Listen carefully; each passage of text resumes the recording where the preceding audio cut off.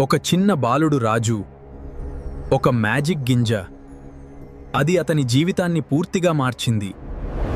ఒక చిన్న గ్రామంలో రాజు తన తల్లితో కలిసి ఉండేవాడు. ఒకే ఒక ఆవు మాత్రమే వాళ్ళ జీవనం.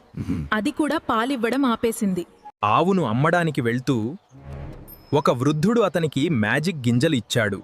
రాజు నమ్మి ఆవును ఇచ్చేశాడు. ఇంటికి వచ్చాక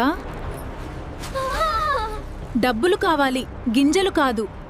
ఆ గింజలను బయటకు విసిరేసింది. మరుసటి ఉదయం ఒక అద్భుతం జరిగింది. ఆ గింజలు ఆకాశాన్ని తాకే పెద్ద మొక్కగా మారాయి. రాజు ఆశ్చర్యంతో ఎక్కడం ప్రారంభించాడు. పైన ఒక భారీ కోట, ఇందులో ఒక పెద్ద రాక్షసుడు, అక్కడే బంగారు గుడ్లు పెట్టే కోడి. రాజు వెంటనే కోడిని తీసుకుని పరుగెత్తాడు. రాక్షసుడు వెనకే వచ్చాడు. అమ్మా, గొడ్డలి తీసుకురా! రాజు మొక్కను కోసేశాడు. రాక్షసుడు కింద పడిపోయాడు. అంతటితో ప్రమాదం ముగిసింది. ఆ రోజు నుంచి రాజు మరియు అతని తల్లి సంతోషంగా జీవించారు. రాజు తెలివిగా ఆలోచించి సంతోషంగా జీవించాడు. మనము ప్రతి నిర్ణయం తీసుకునే ముందు ఆలోచిస్తే మన జీవితం కూడా మంచిగా మారుతుంది.